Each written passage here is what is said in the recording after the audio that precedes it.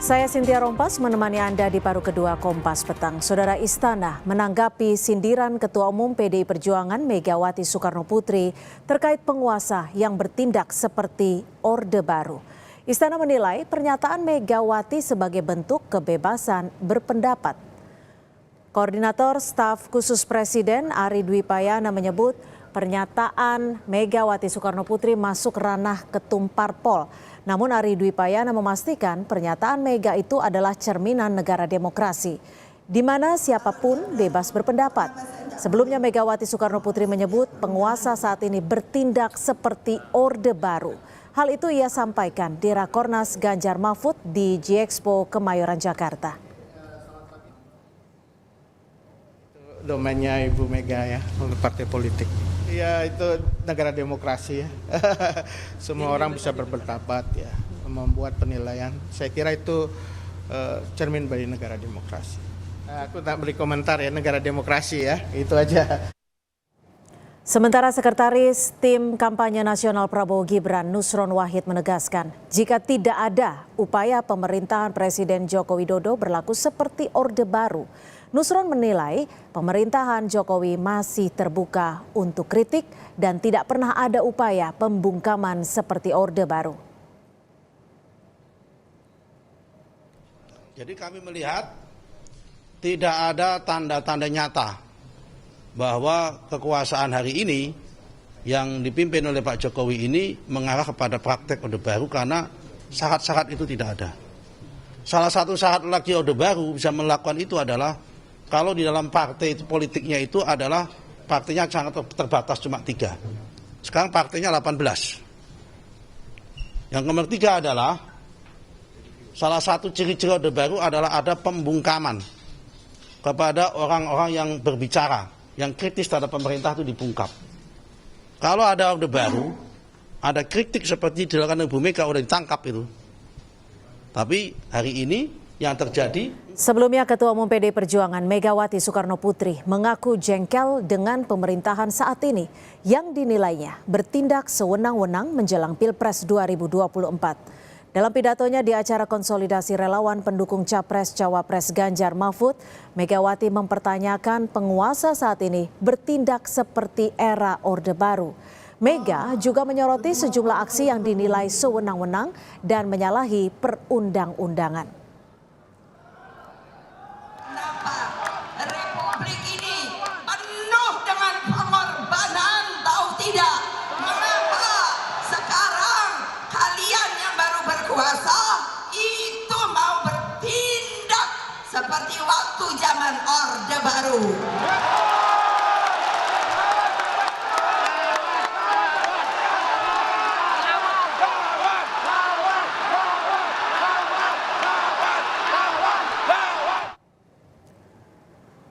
Terkait kritik Megawati soal penguasa seperti zaman Orde Baru, kita bergabung dengan juru bicara Tim Pemenangan Nasional Ganjar Mahfud, Deddy Sitorus, Staf Sus Mensesnek Valdo Maldini, serta peneliti Pusat Riset dan Politik BRIN Firman Nur. Selamat sore Bapak-Bapak, terima kasih sudah bergabung bersama kami di Kompas Petang.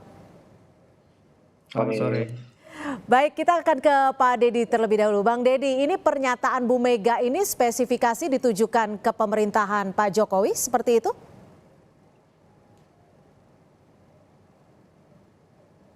Bang Deddy.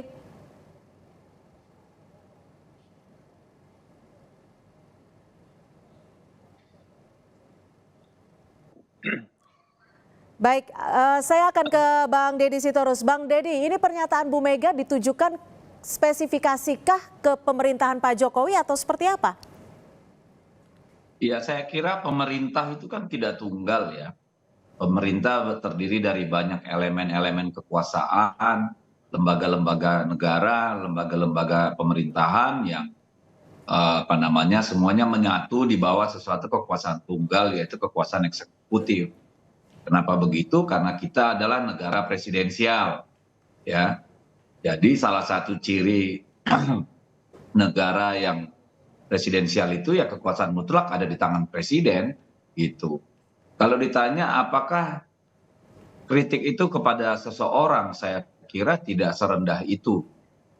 Ibu Mega menunjuk pada praktek penyelenggaraan kekuasaan, ya, praktek penyelenggaraan kekuasaan yang cenderung seperti yang terjadi pada era Orde Baru. Apa itu contohnya? Contohnya misalnya pembungkaman kebebasan berbicara. Ada, ya, bukan tidak ada. Ambil contoh mahasiswa UI, ya, ketua BEM itu yang hingga ada aparat yang mendatangi rumahnya, ibunya, Oke, HP-nya dihack. Bang Deddy, Ada. secara garis besar jika bisa disimpulkan, poin-poin mana sih yang menunjukkan bahwa kekuasaan saat ini itu seperti era Orde Baru? Loh, saya kan sedang menjelaskan, Mbak. Yang pertama tadi kan pembungkaman kebebasan berbicara. Tadi saya sampaikan anak mahasiswa UI dibungkam, ya, keluarganya diancam gitu ya. Ada anak perempuan yang memprotes mempertanyakan baliho yang masif di mana-mana juga mendapat ancaman. Ada wartawan yang mendapat WA dan telepon, ya, banyak yang mengadu kepada kami. Itu contohnya kantor partai politik yang merupakan lembaga resmi, ya, yang sedang tidak melakukan aktivitas yang mengumpulkan massa atau yang bisa mengganggu ketertiban didatangin oleh polisi, ya. Ada pengerahan aparatur pemerintah desa secara masif di mana-mana. Itu kan semua tanda-tanda ciri-ciri. Lalu kalau kita mau merujuk ke belakang lagi, sudah berapa banyak orang yang masuk penjara, ya, quote and quote, yang berseberangan atau memberikan kritik, ya, walaupun dengan landasan ITE, ya, hukum ITE misalnya begitu. Tetapi ya itu sudah banyak terjadi gitu. Dan yang paling membuat miris itu kan ketika semakin nyata dan vulgar bagaimana instrumen-instrumen negara itu bergerak. Mulai dari membegal Mahkamah Konstitusi, kita tahu operasi besar di sana, ini bosnya Waldo tahu nih kalau dia mau jujur, disumpah di atas kitab suci, bagaimana proses yang terjadi di MK itu, sehingga keluar putusan nomor 90 yang mencederai demokrasi itu.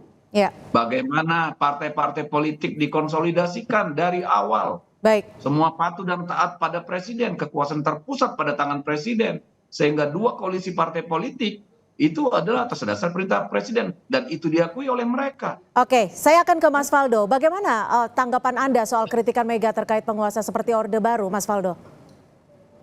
Ya, makasih Mbak Cynthia. Salam hormat Bang Deddy, Bang Firman juga. Yang pasti kita menghormati Bu Mega, itu pasti. Beliau adalah tokoh bangsa, seorang nasionalis yang pernah menjabat jadi presiden, bahkan kita menyebutnya Ibu Presiden kelima, putri dari proklamator Pak Karno, Ibu Fatmawati, Mbak Puan juga, Ketua DPR, nah kurangnya apalagi gitu. Jadi pastilah kita hormati, apalagi partainya partai besar, menguasai Republik 10 tahun, jadi yang saya kira itu harus diralat itu, Valdo. Apa yang itu harus diralat. Apa yang harus diralat, Bang Deddy? Lanjutan ya, Bang. Karena boleh nggak, Bang? bentar, ini kan diizinkan saya meralat. Jadi tidak ada istilah partai penguasa dalam sistem presidensial, Pak. Kekuasaan hanya dimiliki oleh. Baik, sudah ditangkap. Silakan dilanjutkan, Mas Faldo.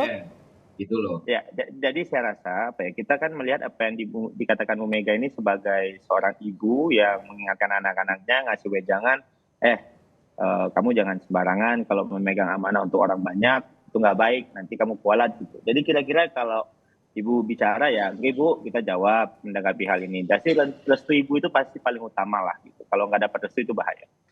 Makanya kami juga dalam hal ini ingin menyampaikan di negara yang demokratis seperti sekarang, tadi juga ingin mempertanyakan Orde Baru itu dalam aspek apa. Kalau seandainya di Bang Deddy bicara soal kebebasan berekspresi gitu. Sebenarnya sih ya kita sama-sama tahu gitu bahwa masih banyak orang-orang yang dalam tanda kutip ya bisa berbicara, bisa berekspresi, tidak bermasalah Bang Deddy. Bahkan Bang Deddy juga pasti tahu lah gitu bahwa presiden juga punya keresahan yang sama, mendorong restoratif justice. Ada juga amnesti yang diberikan pada orang-orang yang menjadi korban UITE, Pak Saiful Mahdi di Aceh. Jadi ini kan problem yang sebenarnya kita sedang mengeksersis demokratisasi kita gitu. Jadi kalau aspeknya soal kebebasan berekspresi, Bang Deddy, saya kira ini merupakan sebuah hal yang debatable gitu. Toh Oke. kita melihat banyak kritik pemerintah yang juga masih bisa berbicara. Oke. Mohon izin di Bung Melki misal ketua BEM UI yang disampaikan, Bung Melki sampai hari ini bisa jadi berbicara, panelis di mana-mana. Oh oke, memang misalnya ada terasa ada bulian. Oke, Mas Faldo, tapi nggak bagaimana mengkritik Anda aja. bisa menanggapi soal contoh-contoh yang tadi ada banyak poin yang sudah disampaikan Bang Deddy sebelumnya? Ini mau saya mau jawab Mbak. Silakan. Jadi kalau seandainya ada faktor tadi kebebasan berekspresi, itu soal proses di MK tadi Bang Deddy bilang kan prosesnya sudah jalan, sudah ada Mahkamah Kehormatan MK. Nah, jadi proses-proses hukumnya sudah berjalan sebagaimana mestinya. Kalau bicara soal pilpres, kandidatnya sudah sampai. Let's move on, let's go to the next phase, Bang. Sebenarnya. Terus tadi ada juga soal apa lagi? Yang soal otoritariannya itu adalah kita ingin bertanya kalau komitmen soal pemilu, soal aparatur dan semuanya kan bisa dicek gitu. Jadi saya kira Bang Deddy ya kita inginlah bahwa semuanya tuh enak gitu, semuanya tuh damai, kita pengen kondisinya kondusif. Jadi kalau seandainya obstacle kecil-kecil dijadikan parameter untuk ini langsung ke Orba itu kayaknya loncatnya kejauhan gitu loh, mohon izin. Walaupun sekali lagi sesuai apa yang dikatakan oleh Pak Adi Dwipayana bahwa kita itu negara demokrasi, semua bebas berekspresi dan itu dijamin konstitusi kok. Tidak ada orang-orang yang serta merta ditangkap begini begitu. Restoratif justice tetap dikedepankan kok Mbak Cynthia. Mohon izin nih ya. Terima kasih. Baik, saya akan ke Pak Firman. Pak Firman, Anda menanggapinya soal kritikan Bu Mega terkait penguasa seperti Orde Baru seperti apa menurut Anda?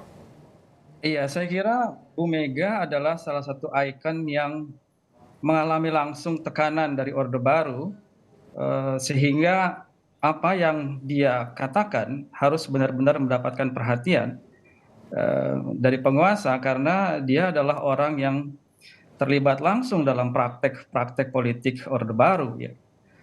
Dan yang dia rasakan adalah juga bagaimana sebagai seorang pimpinan partai tentu memiliki perangkat hingga ke daerah-daerah di mana daerah-daerah itu memberikan aduan, memberikan curhat begitu ya terhadap apa yang terjadi di lapangan yang tidak terekspos mungkin yang kemudian dia rasakan ada kemiripan dengan Orde Baru dan in general Bu Mega adalah juga orang yang mengikuti perkembangan bagaimana ada upaya-upaya dari pemerintah terutama Pak Jokowi untuk mempertahankan kekuasaan begitu ya. Saya kira Bu Mega adalah orang yang tahu persis apa yang terjadi dari upaya yang mulai dari cawe-cawe ingin memperpanjang kekuasaan dan lain-lain hingga kemudian ada proses nepotisme di dalam menggolkan keputusan MK yang kita sudah tahu hasilnya adalah kemudian naiknya Gibran sebagai cawapres. Jadi rangkaian itu saya kira sudah ada jauh sebelumnya yang kemudian ditambahi dengan apa yang sedang terjadi menjelang kampanye ini yang kemudian disimpulkan oleh Bu Megawati kok ya mirip-mirip dengan era Orde Baru. To some extent saya kira itu bisa dipahami mengingat Orde Baru itu kan esensinya nepotisme, ya, kemudian juga ada korupsi, ya, kemudian ada minimnya partisipasi masyarakat, begitu ya, karena suasananya elitis atau kolutif begitu. Dan saya kira secara umum, secara objektif itu juga sudah terjadi di Indonesia hari ini. Itulah mengapa kemudian skor demokrasi kita pun tidak menggembirakan. Saya kira juga Valdo tahu, Bang Deddy tahu itu, kita semua tahu gitu. Dan dalam hal ini mungkin tidak sedrastis Orde Baru, tapi untuk betul-betul bisa dibilang terlepas dari bayang-bayang Orde Baru pun ya tidak terlalu benar. Karena memang kita harapkan reformasi ini sebetulnya koreksi terhadap Orde Baru. Tapi dalam banyak hal justru mempraktekkan apa juga yang juga telah dilakukan oleh Orde Baru, saya kira demikian. Baik, Bang Deddy, lalu apa sih yang membuat Bu Mega melontarkan statement yang bisa dikatakan begitu keras saat ini, sekarang ini? Apakah ada komunikasi yang tidak terjalin dengan baik atau seperti apa? Tapi nanti dijawabnya selepas jeda, tetap bersama kami di Kompas Petang. Terima kasih Anda masih di Kompas Petang. Megawati kritik penguasa seperti Orde Baru. Saya akan ke Mas Faldo. Mas Faldo, kalau tadi Pak Firman sempat menyinggung bahwa saat ini ada situasi yang dinilai hampir atau sedikit mengarah ke Orde Baru, meskipun tidak separah Orde Baru. Seperti ada upaya cawe-cawe politik dan juga nilai demokrasi yang menurun. Bagaimana Istana menanggapi hal ini? Ya, soal demokrasi kita udah sering banget diskusi ya, Mbak Cynthia, bahwa memang terjadi democratic backsliding di dunia hari ini. Negara-negara maju juga angka demokrasinya juga cenderung turun kok gitu. Sementara kita negara yang demokratis, multi partai itu masih bisa mempertahankan dan ada stagnasi kok di angkanya itu. Stagnasi yang nggak turun loh ya. Ada dalam range 6 sampai 7 lah. Dan itu komentar untuk Pak Firman. Jadi kita itu bingung gitu otoritariannya itu di mana gitu, karena itu perlu dielaborasi, karena saya yakin betul ya statement Bu Mega itu adalah menjaga iklim demokrasi kita. Sepakatlah kita nggak mau kembali ke zaman Orba, kita komitmen kok akan berpesta demokrasi dengan riang gembira, pasca pemilu kita rekonsiliasi, kita udah komitmen dari hulu ke hilirnya, kita nggak memelihara konflik pasca pemilu, mau siapapun yang menang. Kita itu juga bingung ini konfliknya buat siapa, lebih tepatnya di mana. Kami memahami betul Bu Mega hidup di zaman Orde Baru, merasakan bagaimana tidak enak di keadaan zaman itu. Pasti nggak enak banget. Jadi kalau di Orde Baru itu kan sebenarnya pemerintah tertutup. Hari ini pemerintah terbuka atas segala kritik. Kalau zaman Orba orang kritik hilang. Hari ini emang begitu? Kan enggak gitu. Kalau memang ada ya kita proses, sama-sama kita proses. Kalau ada yang hilang pasca mengkritik. Jadi kita kembali lagi nih Mbak. Apakah yang di hari ini partainya mayoritas, PDIP, itu mengkritik apa? Mengkritik Golkar kah atau diri sendiri? Tapi terlepas dari statement Bu Mega hari ini ya, yang hari ini kita diskusikan, kami sepakat Bu Mega ini bertarung. Kita tahu bahwa Pak Jokowi juga bisa menang di Solo, Jakarta, bahkan Presiden pun ada Bu Mega dan PDIP di sana. Jadi tidak ada yang bilang kalau Bu Mega tidak bertarung. Jadi sehingga yang perlu saya tekankan pada semua pihak, mari kita hormati semuanya. Kita hormati setiap kandidat, kita hormati semua presiden, kita hormati Pak Jokowi, apalagi kita hormati juga Bu Mega sebagai presiden kita yang kelima. Terima kasih Mbak Cinta. Baik, saya ke Bang Deddy. Kalau Bang Deddy tadi menilainya bagaimana Bang Deddy? Apa yang menyebabkan Bu Mega mengeluarkan statement tersebut saat ini, sekarang ini? Apakah ada komunikasi politik yang berjalan tidak baik atau ada situasi circumstances tertentu? Tadi kan saya sudah sampaikan Mbak ya. Saya gini deh, tadi Valdo kan dengan mudahnya bilang move on lah dari soal MK. Sulit sekali Bung kita move on dari soal MK itu. Karena itu adalah gerbang paling akhir untuk menjaga kewarasan pengelolaan kekuasaan dalam bentuk undang-undang maupun pemerintahan. Jadi kalau kita mau melupakan begitu saja ya dangkal sekali kita. Besok-besok orang mungkin bisa ganti Pancasila itu kalau kita mau bilang move on. Kalau soal Orde Baru, Valdo ketika Soeharto jatuh baru umur 10 tahun. Jadi dia nggak ngerti apa itu Orde Baru. Apakah Orde Baru orang nggak bisa ngomong ngeritik sama sekali? Bisa. Tapi kemudian lahir petisi 50 misalnya ya. Lihat bagaimana orang mati secara perdata diperlakukan oleh Pak Harto gitu. Apakah ada pemilu ketika zaman Orde Baru? Ada. Hasilnya sudah diketahui sebelum pemilu. Ya, secara demokrasi prosedural semua jalan, demokrasi substansialnya nggak jelas gitu. Nah itulah yang kemudian menjadi kegelisahan Ibu Mega, terlebih ketika tadi saya sebutkan instrumen-instrumen kekuasaan bekerja untuk memenangkan atau merugikan salah satu paslon. Kita lihat bagaimana Pak Ganjar di berbagai tempat dihalangi, bahkan menginap di desa pun nggak boleh. Kepala desanya diancam, ya orang yang mengundang tuan rumahnya juga diancam. Sehingga harus nginap di pesantren. Berapa kali mau melakukan kegiatan kuliah umum itu dibatalkan karena katanya mohon maaf Pak kami ditegur. Kita lihat bagaimana kepala desa dipanggil oleh direktur kriminal umum. Ya. Coba direktur kriminal umum itu urusannya begal, pencuri gitu ya. Yang harusnya manggil di Krimsus kalau urusannya anggaran desa. Ini kan contoh-contoh bagaimana instrumen kekuasaan itu ya. Kalau gini aja deh, kalau mau tahu gamblang, kan kita tinggal baca, dengar Tempo. Banyak sekali hal dikupas bagaimana perilaku-perilaku busuk dari penyelenggaraan kekuasaan hari ini, yang tidak satu pun mendapat sanggahan atau tuntutan. Baik, jadi, saya akan ke Pak Firman. Pak Firman. Saya cuma mau bilang begini, ya. Kami meminta supaya ya pemerintah ini cobalah mengoreksi diri. Cobalah arogansi kekuasaan itu dikurangi. Kalau negara ini mau aman, mau damai. Karena kalau ini terus berlanjut, Saya aku yakin Baik. ujungnya pasti akan menjadi masalah bagi negara ini. Baik, sebelum ke Pak Firman, saya izinkan Mas Faldo untuk menanggapi hal ini. Negara untuk mengkoreksi diri, karena ketika kita bicara soal kritik, harusnya ada ruang terbuka untuk dikomunikasikan atau diselesaikan.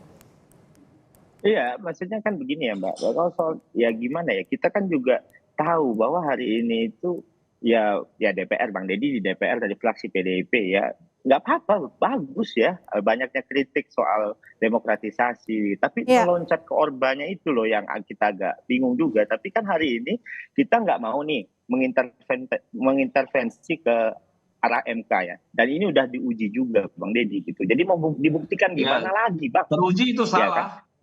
Teruji Ya, itu dan salah. memang dan memang ada hukuman yang telah dijalankan. Terus kita mau gimana lagi? Apalagi, gitu kan? Ya Jadi kita jalanin lah. seharusnya jangan digunakan hasil yang cacat itu. Itu aja kalau orang waras berpikir gitu loh. Kan ada prosesnya Bang. Prosesnya ada sanksi. Ketua MK Bapak Anwar Usman diganti. Prosesnya berjalan. Iya, Ya kan? prosesnya Yang satu, yang membuktikan, prosesnya Iya, terbukti salah. Hasilnya secara terbukti etik salah. tidak etis. Iya. Harusnya kan jangan dipakai itu barang. Kan itu Tapi kalau kan orang proses waras, hukum, bro. Kalau waras gitu loh. proses hukumnya kan terus berjalan nih, proses pemilu kita harus terus berjalan. Kan nggak ada aturan yang dilarang, Bang. Tapi oke lah, terlepas dari itu, mungkin nanti kita bisa diskusi tempat lain. Baik. Tapi kan politik sekarang, Mbak, udah bisa masuk kampus juga, mengadakan kuliah umum juga, UGM melaksanakan. Jadi beda banget sih, Mbak. Aku gimana ya, Bang Deddy ya? Loncatnya Iya, tuh loh, kau Bang. belum lahir sih waktu Orba, jadi kau nggak bakal Bang, ngerti. Bro. Baik, Aku coba ngerti, kita aku tanyakan ngelihat perspektif apa. dari Pak Firman. Pak Firman, apa sih yang menjadi Zaman Orba 10 tahun. Belum Aduh, ngerti Bang. lo, belum ngerti. Silakan Bang dibicarakan ke MK, itu bukan ranah kita. Tapi lagi-lagi Bang, mohon izin Bang, emang nih kadang-kadang kalau tempat lahir nih kayak gini ada kesel-keselnya Bang. Tapi nggak Oke, gitu. coba kita Belum tanyakan kan. perspektif Pak Firman. Lu Pak aja Firman, baru lahir tahun apa sebenarnya 90, menjadikan terus Bu gimana mau Mega bicara mengatakan Orba gitu? statement tersebut ini saat ini? Apa yang membuat, apakah ada kekhawatiran yang begitu besar dirasakan PDI Perjuangan? Yang menarik adalah bahwa isu kecurangan pemilu atau praktik Orde Baru itu juga kalau kita baca-baca di zaman tahun 2019, 2014 itu kan juga terlontar gitu ya. Pada masa itu sebagian kalangan juga sudah mengindikasikan bahwa praktik politik yang ada itu seperti Orde Baru. Jadi sebetulnya hal ini bukan betul-betul baru juga gitu. Dan mengapa sekarang? Tentu saja ini berkelindan juga dengan kepentingan untuk berkompetisi secara politik begitu. Dan perlu diingat bahwa kegusaran-kegusaran yang semakin meningkat secara objektif adalah pada saat terutama terpisahnya gerbong antara Pak Jokowi dengan PDIP begitu. Jadi ini menjadi satu hal yang kemudian dijadikan alasan atau mengalami satu pembenaran secara kompetisi politik untuk melakukan saya kira satu respon terhadap apa yang terjadi pada saat ini. Bisa jadi situasinya akan agak berbeda kalau memang tetap sejalan antara Pak Jokowi dengan Ibu Mega begitu. Tapi kan kemudian kita lihat secara objektif sudah terpisah dan sekarang Ibu Mega sebagai bagian dari kekuasaan itu sudah mulai merasakan bagaimana praktik yang dirasakan oleh oposisi sebetulnya selama ini begitu. Kalau sebelumnya adalah menjadi bagian dari kekuasaan, saat ini saya kira sudah terlepas dari kekuasaan sehingga mulai merasakan dan mulai sensitif dan juga mulai mengalami insekuritas juga dengan situasi politik yang terjadi begitu saat ini. Baik, terima kasih. Mungkin sedikit Mbak ya, saya terakhir ya. Singkat saja. Saya Ya, juga singkat nanti saja. setelah Bang Deddy. Ya, Singkat. saya cuma mau bilang begini. Kenapa ini menjadi masalah bagi kita? Satu-satunya sumber masalah adalah soal bagaimana yang terjadi di MK. Kalau Pak Prabowo itu berpasangan, apakah itu dengan Pak Erick Thohir, apakah itu dengan Kofifa atau siapapun, saya kira tidak akan terjadi yang seperti ini. Baik, sudah ditangkap. Itu sudah dialami ketika Ibu Mega menjadi presiden, lalu menteri-menterinya bersaing dalam kampanye dalam pilpres, tidak ada masalah. Tapi ini adalah persoalan yang bagi Ibu Mega sangat mendasar. Baik, terima kasih. Dikit, Mbak. Oke, singkat Pertama, saja Mas Faldo, waktunya. Kandidasi bukan ranah presiden. Yang kedua, pemerintah hari ini juga banyak kader-kader Bu Mega. Terima kasih, Mbak. Lu Salam mau Mbak kosong Denny, aja rakyat tahu Baik, semua. baik. Loh, Jangan bener. suka kayak bos mula, Bener. lain di depan, lain di Bener, Bang. belakang. Enggak, Udahlah, ini kandidasi sudahilah bukan ranah Faldo. presiden. Jadilah orang muda. Baik, next time Jangan kita akan lanjut dialog dengan Banyak. ruang yang lebih terbuka untuk membahas hal ini. Terima kasih juru bicara TPN Ganjar Mahfud, Bang Deddy Sitorus. Terima kasih Mas Faldo Maldini, staf sus dari Mensesnek, dan juga Pak Firman Nur, peneliti Pusat Riset dan Politik BRIN. Selamat sore, terima kasih untuk waktunya.